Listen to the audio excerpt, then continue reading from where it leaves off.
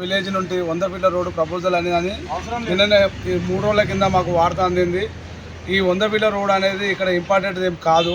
కాకపోతే ఆదిపట్లలో కొంచెం ఇప్పుడు దాదాపు అది ఒక 30 ఫీట్లు ఉంటుంది. 30 ఫీట్లు కాకుండా 40 ఫీట్లు చేసి బయట కొంచెం ఎక్కువ చేసుకుని సరిపోతుంది. కానీ ఈ రోడ్డుకున్న వాళ్ళు చాలామంది గరీబులు ఉన్నారు. వాళ్ళకి ఇల్లు తప్ప ఇంకో ఆదాయం లేదు. వాళ్ళు చేసుకొని కష్టం చేసుకొని బతుకుతున్నారు ఆల్మోస్ట్. కాబట్టి దీన్ని ఎక్కువ 100 ఫీట్లు చేయకుండా తగ్గిస్తట్టుగా చేయాలని కోరుకుంటూ, అదేవిధంగా ఇక్కడ మాకు ఆల్రెడీ ఊరు సైడ్ నుంచి బైపాస్ ఆల్రెడీ 100 ఫీట్ల 120 ఫీట్ల రోడ్ ఉంది.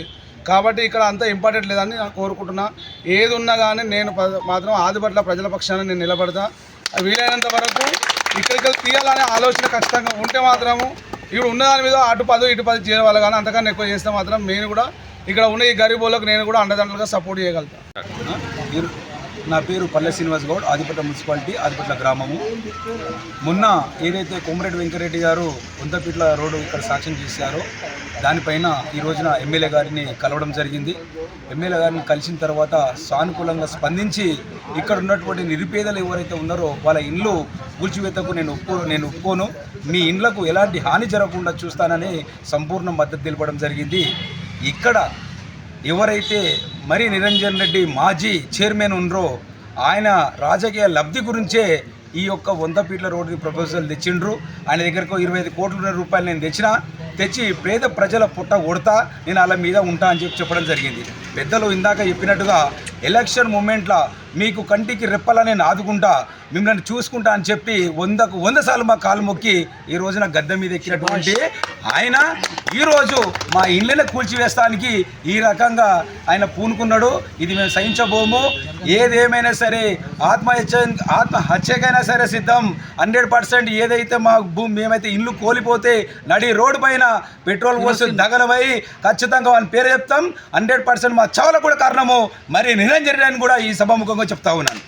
రోడ్డు విస్తీర్ణ కార్యక్రమం గురించి మొన్న 100 ఫీట్ల రోడ్డు పోతుంది అని ఆదిపట్ల గ్రామ మీటింగ్ పెట్టి కోమటిరెడ్డి వెంకటరెడ్డి గారు మరి ఇప్పుడు మాజీ చైర్మన్ గారు ప్రకటించడం జరిగింది.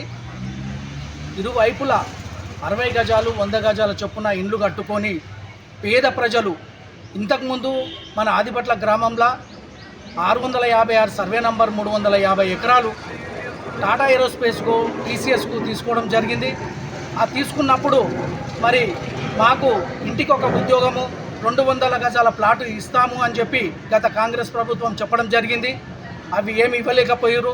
ఇప్పుడు మేము 50 గజాలు 100 గజాలలో ఇల్లు కట్టుకొని మేము ఏదో కష్టం చేసుకొని బతుకుతున్నాము.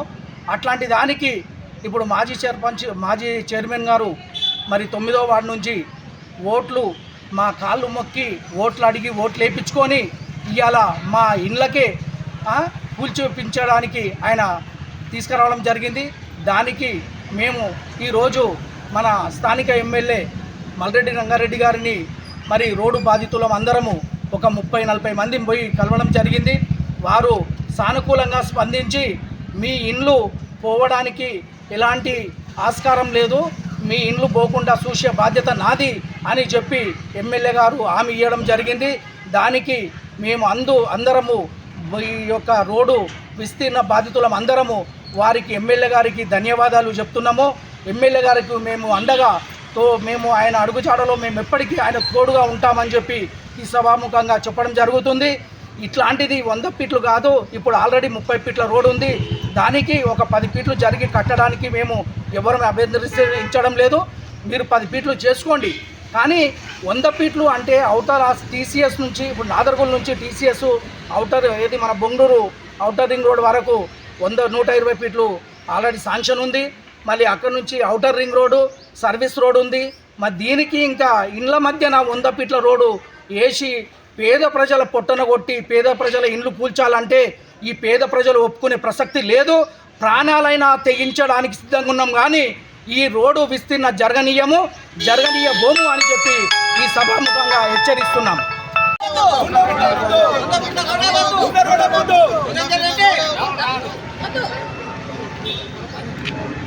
అవసరం లేదో లేదో అవసరం లేదో లేదో అవసరం లేదో లేదో అవసరం లేదో లేదో వంద ఫీట్ల రోడ్ వద్దు, 100 ఫీట్ల రోడ్ వద్దు, 100 ఫీట్ల రోడ్ వద్దు. రైట్.